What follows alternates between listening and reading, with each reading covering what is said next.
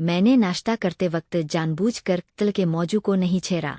हालांकि चाय पीते वक्त मैंने उसके चेहरे पर निगाहें मरकूज करके कहा, क्या तुम बता सकती हो कि गौतम ने शांति को कत्ल क्यों और किस लिए किया, जबकि शांति और उसमें गहरे ताल्लुकात थे?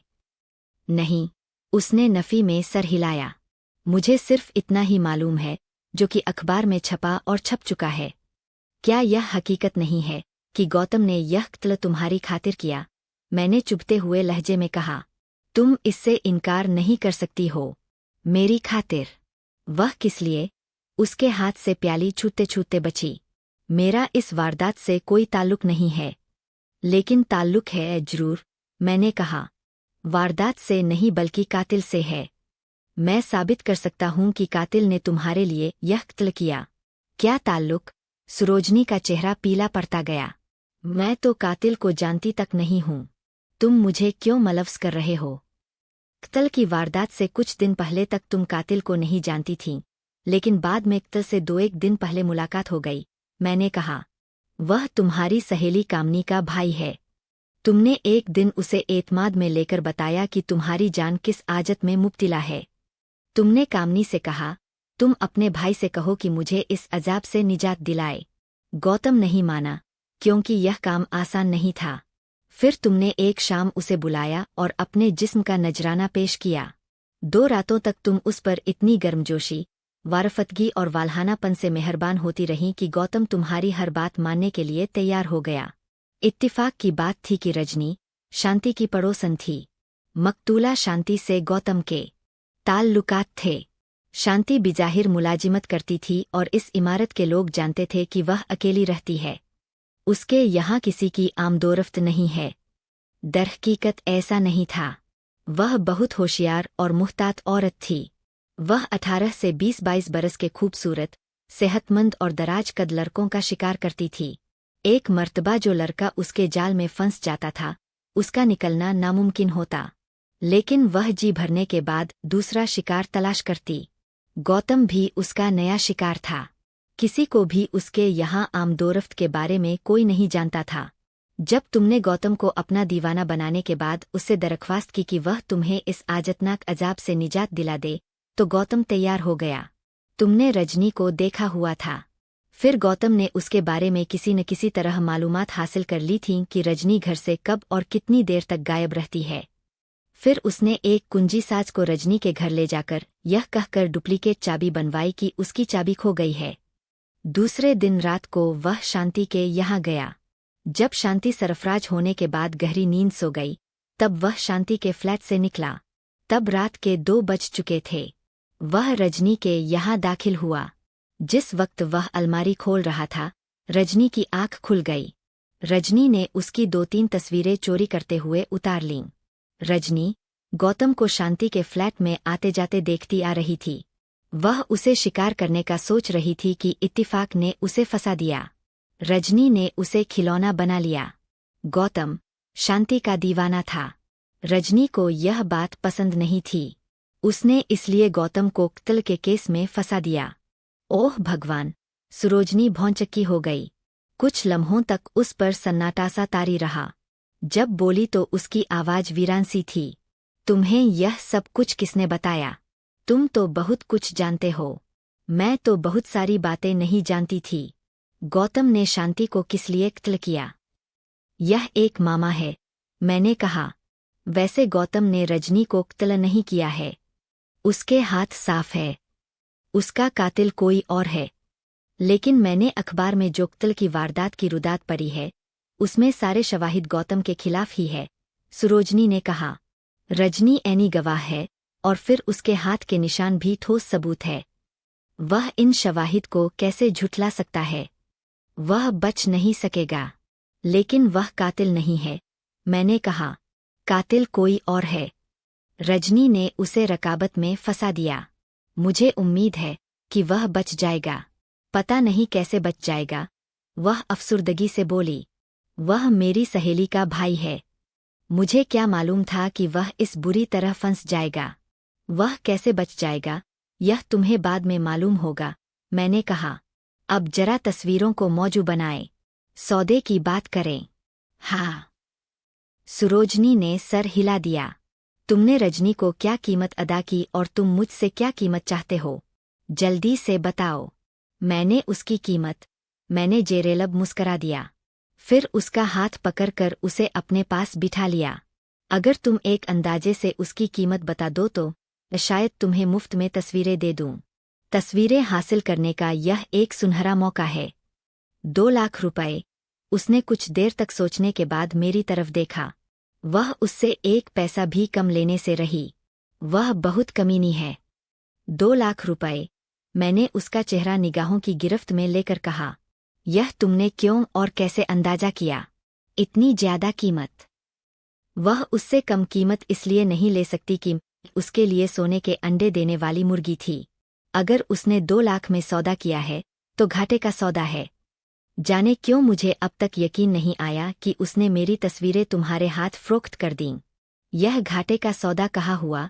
मैंने कहा।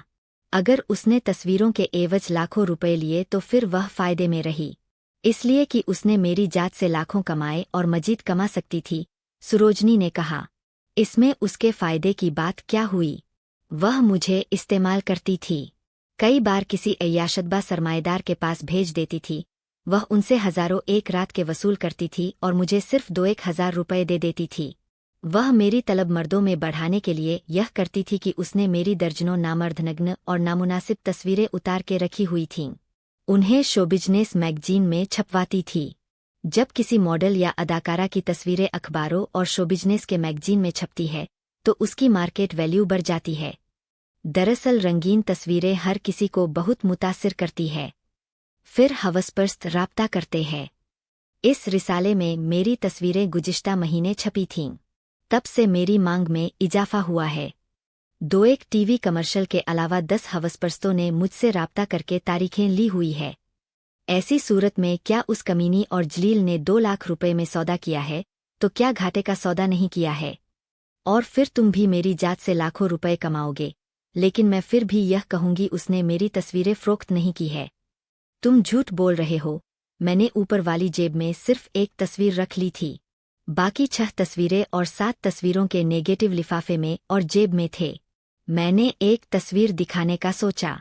जेब से वही एक तस्वीर निकालकर उसकी तरफ बढ़ाई, जिसमें वह एक मर्द के साथ मौजूद थी। वह तस्वीर देखकर उछल पड़ी। उसने तस्वीर मेरे हाथ से झपट ली। फिर वह तस्वीर देखकर बोली, तुम इस बूढ़े को पहचानते हो? हाँ। मैंने इजाफे में सर हिला दिया। यह एक लीडर है जो बड़ा पासदार और अवाम का हमदर्द है। जनता उसकी पूजा करती है। यह बूढ़ा मेरे साथ कैसी हैवानी हरकतें कर रहा है? वह बोली। यह है सियासी लीडरों का असल और घिनौना चेहरा। उसका लहजा नफरतंगेज हो गया।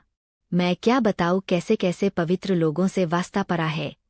इनमें और हैवान में कोई फ़र्क नहीं। अच्छा, यह तस्वीर तुम मुझसे कितने में खरीदोगी? मैंने कारोबारी लहजे में कहा। यह बड़ी नायाब और बेहद कीमती तस्वीर है। तुम एक नहीं, पूरी 7 तस्वीरों की बात कर रहे थे। उसने मुझे तेज निगाहों से घूरा। अब एक तस्वीर की बात कर रहे हो? मैंने तुमसे कब कहा कि 7 तस्वीरें एक मुश्त फ़रोख्त कर दूंगा? मैं बोला। यह एक तस्वीर 10 लाख रुपए में खरीदोगी? 10 लाख रुपए? वह इस तरह से उछल पड़ी जैसे उसे बरकी झटका लगा हो। तुम्हारी अक्ल ठिकाने है। मैं सारी तस्वीरों के 2 लाख रुपए से ज्यादा नहीं दे सकती और तुम हो कि सिर्फ एक तस्वीर के 10 लाख मांग रहे हो। मेरी बनो। मैंने यकलख्त उसे बाजुओं में भर लिया और खासी देर तक उसके चेहरे पर झुका। उसके होंठों की मिठास अपने होंठों में जज्ब करता रहा। फिर उससे कहा, इस तस्वीर से तुम हर महीने 1 से 2 लाख रुपए कमा सकती हो। कहो तुम कमा कर दिखाओ। वह कैसे? उसने हैरत से अपनी पलकें झपकाईं। मेरी कुछ समझ में नहीं आया। क्या यह बहुत आसान है? नहीं नहीं। जब यह तस्वीर तुम इस लीडर को दिखाओगी, उसके पैरों तले से जमीन निकल जाएगी। मैंने कहा। उसके फरिश्तों को भी खबर नहीं कि इस हालत में उसकी तस्वीर खींची गई है, और फिर रजनी को भी इस बात का ख्याल नहीं आया, वरना वह यह तस्वीरें 10 लाख में भी न देती और उस लीडर से लाखों रुपए वसूल कर चुकी होती।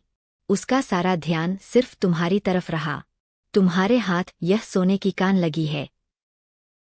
वह हर महीने 1 से 2 लाख रुपए कैसे दे सकता है? सुरोजनी ने कहा, यह कोई मामूली रकम तो है नहीं जो आसानी से दे दे। क्यों नहीं दे सकता, उसका बाप भी देगा। मैंने कहा, यह जो रतन सिंह है कोई मामूली आदमी नहीं है। इस वक्त वह वजीर भी है और 2 महीने बाद जो इलेक्शन होने वाला है उसमें खड़ा हो रहा है। वह बड़ा मोहतरम और बाइज्जत समझा जाता है और फिर अरबती है। उसकी फैक्ट्रियां और कारखाने भी है। उसके 2 दामाद है। एक दामाद फौजी अफसर है, दूसरा दामाद बहुत बड़ा बिजनेसमैन है। उसकी बहू साबिक सदर की बेटी है। बेटा उसकी सियासी पार्टी का लीडर है। वह भी इलेक्शन में खड़ा हो रहा है। तुम उसका एक प्रिंट उसे बेच देना। उसका प्रिंट मैं बनवा कर ला दूंगा, वरना दूसरा फायदा उठा लेगा। वह तुम दोनों को ब्लैकमेल करेगा। यह इज्जतदार लोग बदनामी से बहुत डरते हैं, क्योंकि नेकनामी सिर्फ एक बार मिलती है।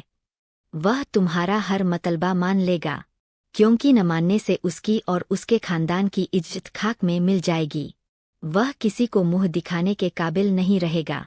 अब तुम बताओ, क्या यह तस्वीर सोने की कान नहीं है? तो सही, वह पस्त आवाज में बोली। तुम इस तस्वीर के 10 लाख रुपए मांग रहे हो। यह बहुत बड़ी रकम है। यह ज्यादती की बात है। ऐसा तो न करो। अगर तुम यह तस्वीर मुझसे 10 लाख में खरीद लो तो मैं तुम्हारे वारे न्यारे कर दूं। मैंने कहा, इसके बदले 1 करोड़ की रकम दिला दूं। तुम्हें यह तस्वीर उस लीडर के हाथ फ़रोख्त कर देनी होगी। 1 करोड़ मिलेंगे तो तुम मुझे क्या कमीशन दोगी? तुम यकमुश्त बड़ी रकम वसूल कर लोगी तो यह ज्यादा मुनासिब होगा इसके मुकाबले में कि हर महीने 2 लाख वसूल करने के झंझट में पड़ जाओ। अगर ऐसी बात है तो तुम क्यों नहीं उस लीडर से इतनी बड़ी रकम वसूल कर लेते हो? उसने कहा, 1 करोड़ की रकम कम नहीं होती है। बात मेरी और है और तुम्हारी और। मैंने कहा, ऐसे भी मैं तुम्हें फायदा पहुंचाना चाहता हूं। मुझे किसी चीज की कमी नहीं है। मेरे पास 10 लाख की रकम नहीं है। उसने कहा, मैं 3 लाख रुपए से ज्यादा नहीं दे सकती। यह मेरा बैंक बैलेंस है। तुम भी क्या याद करोगी? मैंने उसके रुखसार का बोसा लेकर कहा, मैं तुम्हें सारी तस्वीरें बिल्कुल मुफ्त में दे रहा हूं। दे? क्या? वह तहेयुरजदा लहजे में बोली तो फरखे खुशी से उसकी आवाज कांप रही थी। मुझे यकीन नहीं आ रहा है। सच कह रहे हो? मैंने जेब से लिफाफा निकाला। उसमें से सारी तस्वीरें एक एक करके निकालीं और तपाई पर रख दीं और नेगेटिव भी। वह तस्वीरें देखकर खुशी से इतनी बेकाबू हुई कि उसने मेरी गर्दन में अपनी बाहें डाल दीं। फिर बात इतनी बढ़ी कि हम दोनों बेडरूम में कब और किस तरह पहुंचे कुछ खबर नहीं रही। होश आया तो नशा तंगेज लम्हात से निकलकर हकीकी दुनिया में आ गए। जारी है।